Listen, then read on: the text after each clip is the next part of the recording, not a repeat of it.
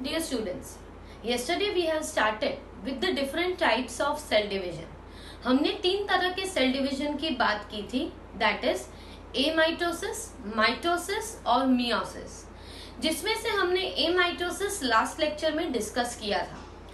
Amitosis जो है वो प्रोटोजोअन्स और पैरामीशियम जैसे ऑर्गेनिजम्स में होता है.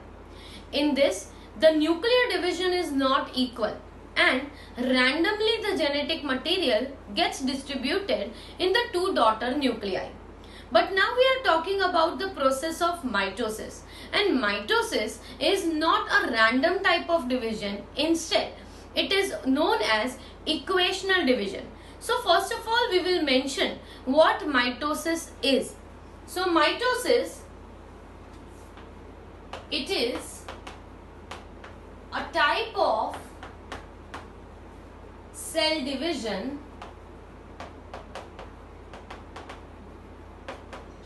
in which newly replicated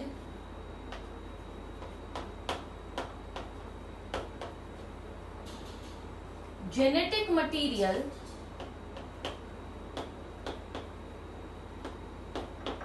gets equally distributed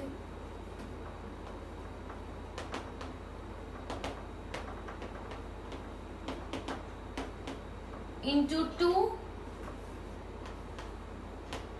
daughter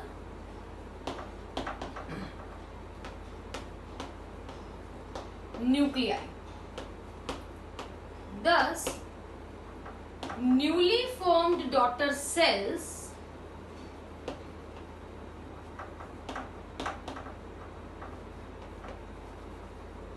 have same amount of genetic material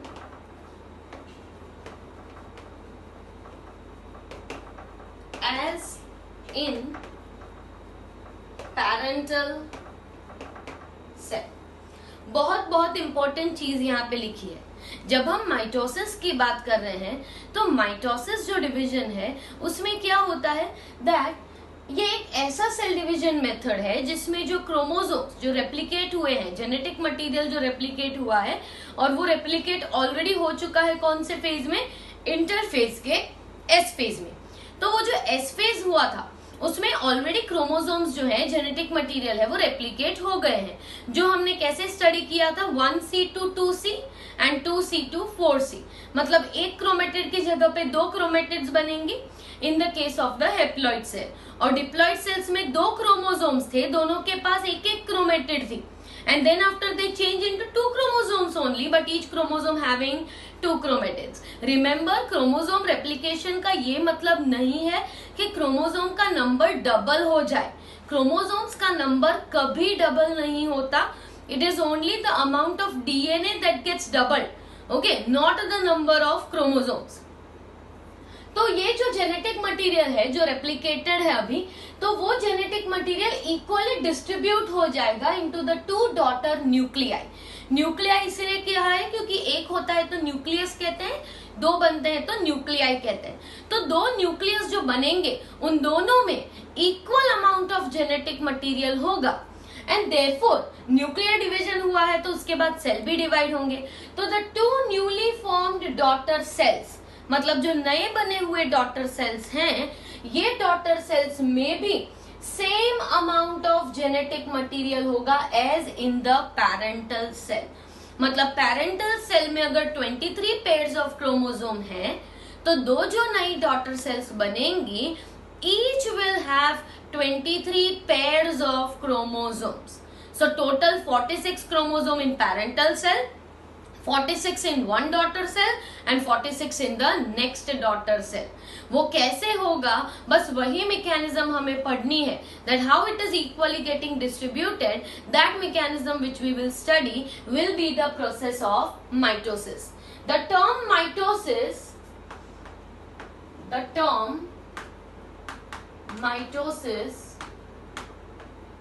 is given by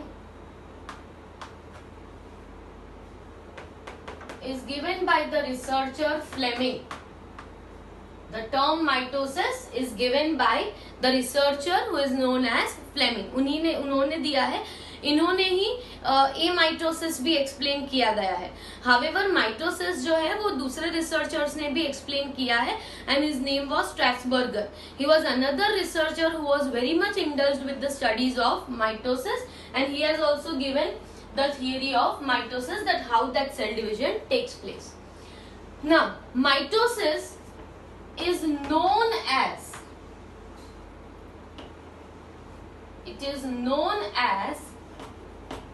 equational division.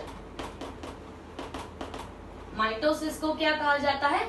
Equational division. Equational क्योंकि इक्वल अमाउंट में जेनेटिक मटेरियल दोनों सेल्स को दे रहा है, इसीलिए इक्वेशनल डिवीजन कहा जाता है. और mitosis takes place in the somatic cells. Thus, it is known as somatic cell division. अगर हम प्लांट्स की बात करें या तो हम एनिमल्स की बात करें, दोनों के केस में दो तरह के सेल्स होते हैं. एक होते हैं सोमैटिक सेल्स और एक होते हैं रिप्रोडक्टिव सेल्स.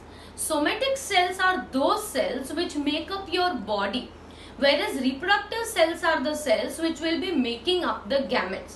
जैसे कि प्लांट्स होते हैं तो उनमें गैमेट्स में क्या होता है? पोलन्स होते हैं और ओवरी के अंदर ओव्यूल्स होते हैं, वो उनके रिप्रोडक्टिव सेल्स हुए.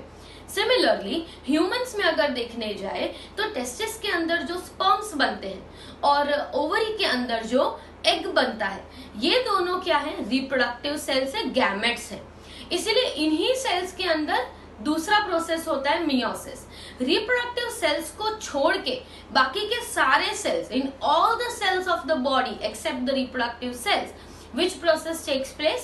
Somatic cell division. So somatic cell division is responsible for growth in multicellular organisms. Multicellular organisms का जो growth होता है, when we are born we are hardly 50 centimeters and then after we develop to a great height of about 150 centimeters. So this change which is taking place, this growth which is occurring, that cell division is which one? It is the somatic cell division. जबकि सिर्फ gametes जब बनते हैं वहीं पे reproductive division होता है जिसे हम मियोसिस कहते हैं. ये है mitosis. So it is responsible for the general growth in the body. In the plant cells, in the plants, this division takes place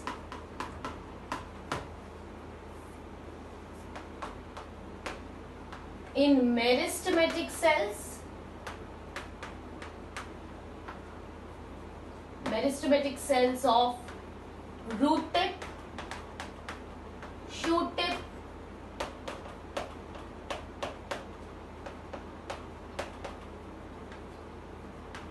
intercalary meristem, fruit, seed, etc. तो हमने थोड़ा जनरलाइज लिख दिया है कि सीड मतलब सीड बनने से, सीड बनने के बाद जो सीड का ग्रोथ होता है, जर्मिनेट होता है, तो वहां पे भी माइटोटिक डिवीजन होता है. फ्रूट फॉर्मेशन में भी माइटोटिक डिवीजन है. इंटरकैलरी मेरिस्टेम मतलब दो इंटरनोड्स, मतलब जो दो नोड्स होते हैं उनके बीच का जो इंटरकैलरी मेरिस्टेम होता है उसमें भी यही होता है. Shoot tip, root tip, plant के हर एक पार्ट में जो डिवीजन हो रहा है वो कौन सा है? Mitotic division. सिर्फ और सिर्फ माइटोटिक डिवीजन कहाँ नहीं होता? तो जहाँ पे पोलन्स बन रहे हैं और जहाँ पे ओव्यूल बन रहे हैं वहीं पे माइटोसिस नहीं होता, वहां मियोसिस होता है. Rest of all cells have which division? Mitotic division. तो mitotic division can take variable amount of time.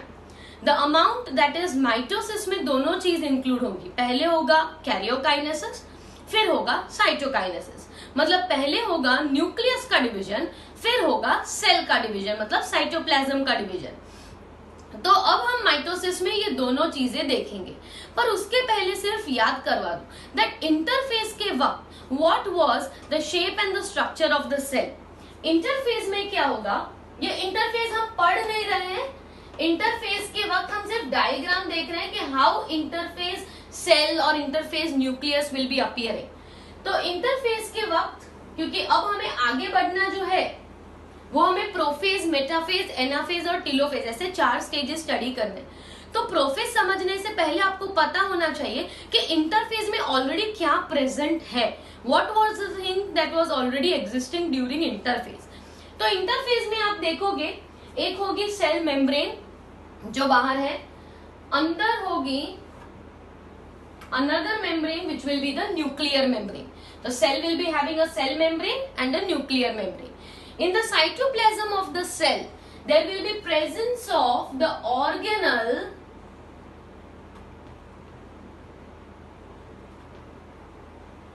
which is known as centrosome. ये कौन सा ऑर्गेनल हमने यहाँ पे ड्रॉ किया है, centrosome. Centrosome consist of 2 centrioles arrange right angle to each other, इसलिए हमने अंदर जो बताया है वो दोनों सेंट्रियोल है। हम हमेशा सेंट्रोजोम और सेंट्रियोल को ऐसे ही रिप्रेजेंट करेंगे इन डायग्राम। ओके, तो ये हो गया सेंट्रोजोम। इंटरफेज के वक्त सेंट्रोजोम रेप्लिकेट होता है ड्यूरिंग एस फेज, इसीलिए रेप्लिकेट हो जाने के बाद हमारे पास 2 सेंट्रोजोम्स होंगे। So there will be 2 centrosomes that will be observed. Okay? तो 2 सेंट्रोजोम और एक सेंट्रोजोम के अंदर पेयर ऑफ सेंट्रियोल है। Each centrosome has a pair of centriole. अब न्यूक्लियर मेम्ब्रेन है। न्यूक्लियर मेम्ब्रेन के अंदर यहाँ पे एक तरफ हमें दिखेगा न्यूक्लियोलस, कोई भी एक तरफ होगा। न्यूक्लियोलस एक हो सकता है, एक से ज्यादा भी हो सकता है, और बाकी का जो जेनेटिक मटेरियल है जो न्यूक्लियोप्लाज्म में है that will be thin thread like a network of chromatin fibres. Network of chromatin fibres. Students, chromatin क्या था? Chromatin was DNA plus proteins, और क्रोमेटिन जो होता है वो thin thread like fibre like structure होता है जो पूरे ही न्यूक्लियोप्लाज्म में डिस्ट्रीब्यूटेड है। पर हर एक में बीच में सेंट्रोमियर तो है ही, तो हमने थोड़ा ब्रीफ में छोटा सा सेंट्रोमियर बता दिया है, इसलिए मैं यहाँ पे इंटरफेज में इतना आपको याद रखना है ताकि हम जब प्रोफेज डिस्कस करें तो आपको इंटरफेज के बारे में पता हो। ठीक है, तो हम थोड़ा लेबल कर देते हैं इसे। The outermost membrane will be the cell membrane. ये एनिमल सेल है इसलिए हमने सेल वॉल नहीं बताया है। फिर ये जो है that is centrosome, this will be the nucleolus, this is the nuclear membrane और you can say nuclear envelope.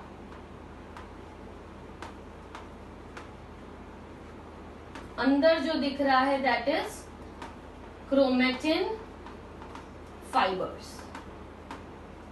और ये जो है वहां पे होगा साइटोप्लाज्म। ओके, हम यहाँ पे बाकी के ऑर्गेनल्स नहीं बता रहे क्योंकि सारे ही ऑर्गेनल्स होंगे, ईआर गोल्गी जो भी है वो सारे ही पेरिफेरी में हर जगह पे अरेंज्ड हैं ही, तो वो मान लेना है हमें। और एक चीज, ये इंटरफेज में इतनी चीजें ऑलरेडी रेडी हो चुकी है। अब जब सेल प्रोफेज पे मूव होता है फ्रॉम इंटरफेज, इंटरफेज में सारा मटेरियल रेडी हो गया, अब वो सेल क्या करेगा? It will undergo the first stage of the cell division, nuclear division actually, which is known as prophase. Prophase begins with condensation of these chromatin fibres. मतलब ये जो क्रोमेटिन फाइबर्स हैं जो इलोंगेटेड हैं, थ्रेड लाइक हैं, ये chromatin fibres क्या होने लगेंगे? शॉर्ट और थिक होने लगेंगे, जिसे हम कहते हैं condensation of chromosomes. So now begins the condensation of the chromosomes in the prophase, and that we are slowly going to discuss in the upcoming time. So as we said that in interphase what we will observe, हम interphase इसीलिए बात कर रहे हैं क्योंकि जब हम cell cycle में एम फेज मतलब माइटोसिस फेज की बात करते हैं तो हर एक माइटोसिस से पहले क्या होगा? इंटरफेज होगा। बिफोर एवरी माइटोटिक डिवीजन, मतलब सेल और न्यूक्लियस के डिवीजन से पहले हमेशा इंटरफेस होता ही है। तो इंटरफेस जब होगा तो इंटरफेस में क्रोमोसोम्स और सेल कैसे दिखेंगे वो डायग्राम हमने अभी बना दिया। That you will see a cell membrane, एक न्यूक्लियर मेम्ब्रेन होगा और अंदर जो क्रोमोसोम्स होंगे वो इतने डिस्टिंक्ट दिखेंगे नहीं, इनडिस्टिंक्ट दिखेंगे, नेटवर्क की तरह दिखेंगे और उन्हें हम कहते हैं क्रोमैटिन फाइबर्स या क्रोमोसोमल फाइबर्स, मतलब क्रोमैटिन फाइबर्स कहा जाता है। तो क्रोमैटिन फाइबर्स जो दिखेंगे, अब जो नेक्स्ट फेज स्टार्ट हो रहा है वो है प्रोफेज। माइटोसिस में 4 फेजेस इन्वॉल्व होते हैं, प्रोफेज, मेटाफेज, एनाफेज और टेलोफेज। ये चारों फेजेस के बाद होने वाला है सेल डिवीजन, क्योंकि प्रोफेज, मेटाफेज, एनाफेज और telophase these are the phases of nuclear division. मैं एक बार लिख देती हूं यहाँ पे, prophase, metaphase, anaphase and telophase. These all are phases of karyokinesis. Phases of karyokinesis मतलब न्यूक्लियर डिविजन। जब टेलोफेज खत्म होगा तो with the telophase we will have one cell with 2 nucleus. At the end of the telophase what we will have? एक cell होगा जिसके अंदर 2 nucleus बन चुके होंगे और फिर होगा the last process which is known as cytokinesis, which is the division of the cytoplasm. मतलब साइटोप्लाज्म मतलब 2 डॉटर सेल्स बनेंगे। तो पहले 2 डॉटर न्यूक्लियस बनेंगे और फिर 2 डॉटर सेल्स बन जाएंगे और इसीलिए हमारे पास एक पैरेंटल सेल में से 2 डॉटर सेल्स फॉर्म हो जाएंगी और दोनों के अंदर same amount of genetic material होगा। तो ये 4 स्टेजेस हमने जो बात की वो किसके हैं? माइटोसिस के स्टेज है। पर माइटोसिस होगा कब? जब माइटोसिस से पहले इंटरफेज हुआ होगा तब, क्योंकि हर माइटोटिक डिवीजन के पहले क्या होता है? Interphase. Before every mitotic division there happens interphase which included G1 phase, S phase और G2, जिसमें हमने हर एक फेज में क्या बनता है, क्या होता है उसकी बात की है। ठीक है, तो पहले इंटरफेज होगा, फिर माइटोसिस होगा, अगेन इंटरफेज होगा, अगेन माइटोसिस होगा। ये प्रोसेस चलता रहेगा जब तक सेल को डिवाइड होना है। अगर सेल को डिवाइड नहीं होना है तो cell will leave the cell cycle and enter into which stage? G0 stage, which is the phase for growth and differentiation of the cell. तो आपको थोड़ा समझना पड़ेगा, टेक्स्ट बुक में से भी थोड़ा पढ़ते रहना that what are the things that are actually happening during cell cycle. तो अभी हम बात करते हैं with the first phase that is the prophase. हम प्रोफेज से स्टार्ट कर रहे हैं।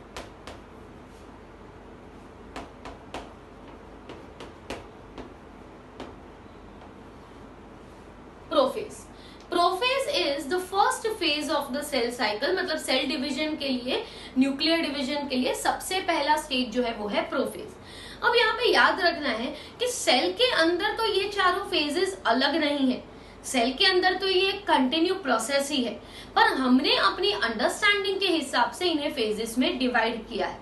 सेल कभी नहीं बोलेगा कि मैं प्रोफेज में हूं, मैं मेटाफेज में हूं, ऐसा नहीं होता, ऐसा कुछ दिखता भी नहीं है कि ये प्रोफेज का है, ये मेटाफेज का है, बट एक्चुअली ये कंटिन्यू प्रोसेस है। पर जब हम माइक्रोस्कोप में स्टडी करते हैं तो हमें पता चलता है कि 4 अलग अलग प्रोसेसेस हो रही हैं और उन चारों प्रोसेसेस को नाम दे दिया गया है प्रोफेज, मेटाफेज, एनाफेज और टेलोफेज। तो सबसे पहले हम बात करते हैं प्रोफेज की। प्रोफेज जो फेज है it is divided into 3 phases, early prophase, mid prophase and let prophase. तो हम यहाँ पे लिखते हैं पहले early prophase. So what will be the events of the early prophase? In early prophase, the nucleus becomes spherical. The first thing that happens is the nucleus is going to become spherical. Nucleus जो है वो spherical हो जाएगा. Next thing that happens is cytoplasm increases in its amount. That is, amount of cytoplasm is going to increase.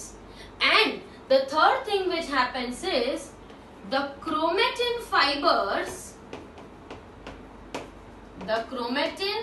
fibers begin to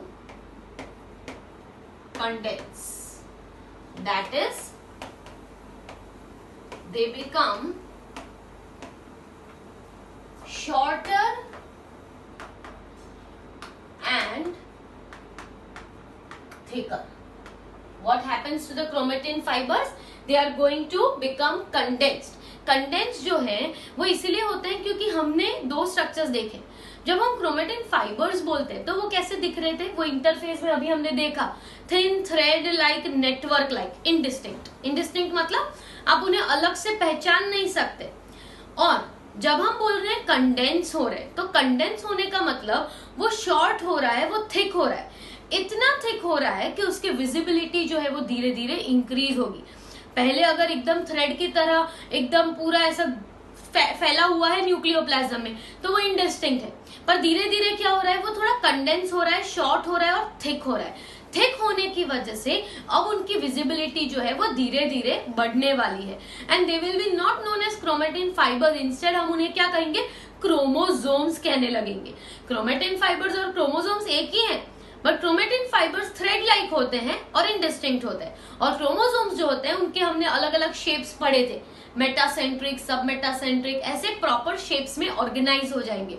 पर ये organise होते होते देर लगेगी. अभी सिर्फ कंडेंसेशन क्या हुआ है, स्टार्ट हुआ है. कंडेंसेशन प्रोफेज के खत्म होते होते कंडेंसेशन भी कंप्लीट हो जाता है. मतलब जब हम नेक्स्ट फेज मेटाफेज में आएंगे तब क्रोमोसोम्स कैसे होंगे, कंप्लीटली कंडेंस्ड क्रोमोसोम्स होंगे. So they become shorter and thicker. The proteins known as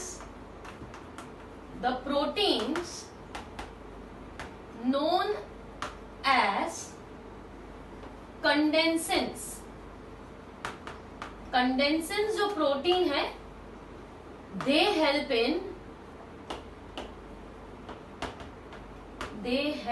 in condensation.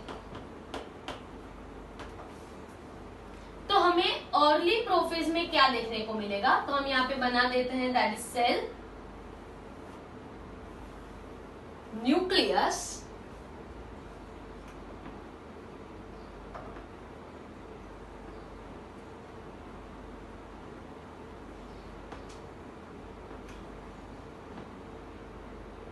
Cell बना दिया, न्यूक्लियस बना दिया, और उसके बाद हमने सेंट्रोसोम बना दिया जो ऑलरेडी रेप्लिकेटेड है, इसलिए दो बनाए हैं. अब इंटरफेज में क्या था, थ्रेड लाइक दिख रहे थे. पर अब क्या हुआ है, अर्ली प्रोफेज में थोड़ा कंडेंसेशन स्टार्ट हो गया है, इसीलिए हमें थ्रेड लाइक नहीं दिखेंगे. Instead we will be able to see them slightly thicker.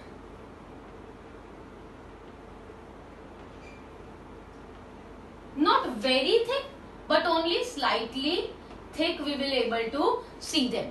और यहाँ पे जो न्यूक्लियोलस है, that is going to remain as it is.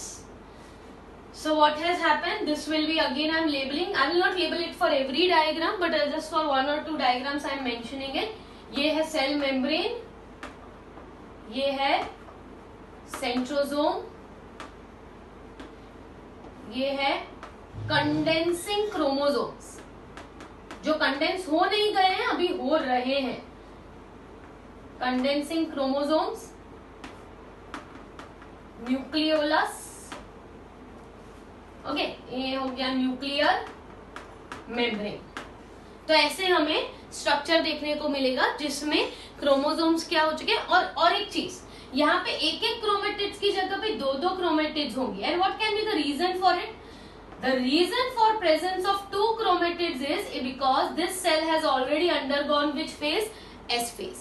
S phase already वो जा चुका है, इसलिए हर एक क्रोमोसोम के पास एक सेंट्रोमियर और दो क्रोमेटिड्स होंगी. Each chromosome will have one centromere and two chromatids. Remember that. ठीक है. Now next thing that will happen is, along with this condensation process, another important thing is that the centrosomes, or you can say a pair of centriole develops an array of thin microtubular fibrils. मतलब यहाँ पे आपको जो centrosome दिख रहा है वो centrosome के बाहर we will be able to see an array. Array मतलब पूरा एक आपको ऐसे रेडिएटिंग स्ट्रक्चर जैसा दिखेगा, बाहर की तरफ रेडिएट होता हुआ एक ऐसा स्ट्रक्चर दिखेगा, और ये स्ट्रक्चर को हम क्या कहेंगे, दीज आर माइक्रोट्यूब्यूलर फाइब्रिल्स। मतलब किसमें से बने हैं, माइक्रोट्यूब्यूल्स के बने हुए थिन रेडिएटिंग स्ट्रक्चर्स दिखेंगे। तो वो जो थिन रेडिएटिंग स्ट्रक्चर्स हैं इन्हें कहा जाता है, that is known as astral rays. These are known as astral rays. Again मैं यहाँ पे बता रही हूँ क्या है एस्ट्रल रेज। देखो आपको एक सेंट्रोजोम दिख रहा है, उसके अंदर आपको सेंट्रियोल दिख रहा है, ठीक है। सेंट्रोजोम में क्या है, अ पेयर ऑफ सेंट्रियोल। फिर क्या होगा, सेंट्रियोल के सराउंडिंग में हमने एक चीज नोटिस की थी, वो था पेरीसेंट्रियोलर सैटेलाइट। मतलब यहाँ पे हमने ऐसा ड्रॉ किया था, अगर आपको सेंट्रियोल का स्ट्रक्चर या डायग्राम याद हो तो हमने ऐसे स्ट्रक्चर्स बनाए हुए थे जिसे हमने कहा था पेरीसेंट्रियोलर सैटेलाइट। और पेरीसेंट्रियोलर सैटेलाइट में से माइक्रोट्यूब्यूल्स जो हैं they are going to emerge, very thin microtubules are going to emerge from this structure.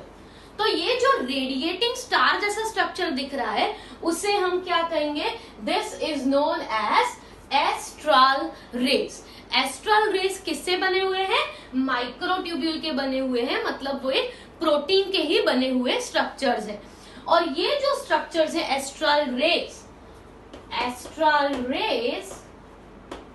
Plus the centriole और you can say centrosome is known as an ester, is known as a ester। मतलब क्या दिखेंगे, ester formation will also begin in the early prophase। ester मतलब क्या, ये radiating astral rays along with the centrosome or you can say centrioles, a pair of centriole, this both structures are collectively known as ester, collectively known as aster. So simple एक line में लिखना हो हम क्या लिख सकते हैं, aster formation takes place during early prophase. पर एस्टर फॉर्मेशन मतलब क्या, एस्टर मतलब astral rays plus the centrosome is known as aster. तो एस्टर जो है ये फॉर्म हो जाएंगे सराउंडिंग द होल स्ट्रक्चर, मतलब ये ऐसा रेडिएटिंग स्ट्रक्चर हमें देखने को मिलेगा। अब ये जो स्ट्रक्चर है इसीलिए इंपॉर्टेंट है क्योंकि इन्हीं में से, एस्टर में से डेवलप्स द स्पिंडल फाइबर्स। और स्पिंडल फाइबर्स अभी बने नहीं है, अभी बनेंगे। तो कैसे वो भी बनेंगे वो भी हम आगे मिड प्रोफेज में देखते हैं, ठीक है। तो अभी के लिए सिर्फ इतना याद रखो, there will be formation of the asters और एस्टर में से थिन ट्यूबुलर स्ट्रक्चर्स डेवलप होंगे जिन्हें कहते हैं स्पिंडल फाइबर्स, जो माइक्रोट्यूब्यूल के बने हुए थ्रेड लाइक स्ट्रक्चर्स हैं। Now this is whole thing happens in early prophase. क्या क्या चीजें हुई है देखो, अर्ली प्रोफेज में न्यूक्लियस स्फेरिकल हो गया, सेकेंड साइटोप्लाज्म का जो अमाउंट है वो इंक्रीज हो गया, ठीक है। फिर क्या हुआ, क्रोमोसोम्स जो है उनका कंडेंसेशन स्टार्ट हो गया, chromatin fibres now begin to condense. Condense जैसे होते जाते हैं वैसे वो कैसे होंगे, शॉर्ट और थिक होंगे, थोड़े विजिबल ज्यादा होंगे। इसलिए ये जो कंडेंसिंग है वो किसकी मदद से होता है, with the help of a protein जिसे कहा गया है कंडेंसिन। कंडेंसिन नाम के प्रोटीन की वजह से कंडेंसेशन हो रहा है। तो हमें यहाँ पे देखने को मिलेगा दैट कंडेंसेशन स्टार्ट हो गया, इसलिए क्रोमोसोम्स अभी इतने थिक नहीं है, हमें एक्चुअली क्रोमोसोम्स ऐसे दिखेंगे बाद में, राइट। जो हमने डायग्राम पहले बनाया था ऐसे क्रोमोसोम्स दिखेंगे, पर अभी ज्यादा कंडेंस नहीं हुए, इसलिए कैसे दिख रहे हैं, इस तरह के दिख रहे हैं। अभी कंडेंसेशन स्टार्ट चालू है, इसीलिए। दूसरी चीज हमें देखने को मिलेगी कि जो सेंट्रोसोम्स है उनके सराउंडिंग बन जाएगा क्या, radiating microtubule array। Radiating structures are known as astral rays and astral rays along with the centrosome is collectively known as an ester। Aster formation बहुत जरूरी है, एनिमल सेल्स में होता है प्लांट सेल्स में एस्टर फॉर्मेशन नहीं होता। उसका रीजन क्या है? क्योंकि प्लांट सेल में सेंट्रियोल होता नहीं है। प्लांट सेल में सेंट्रियोल नहीं होता, इसलिए उसमें कोई एस्टर्स फॉर्म नहीं होते। जबकि एनिमल सेल में एस्टर फॉर्मेशन होता है क्योंकि उसमें सेंट्रियोल्स प्रेजेंट है। और फिर अब होगा the next stage, that is mid prophase.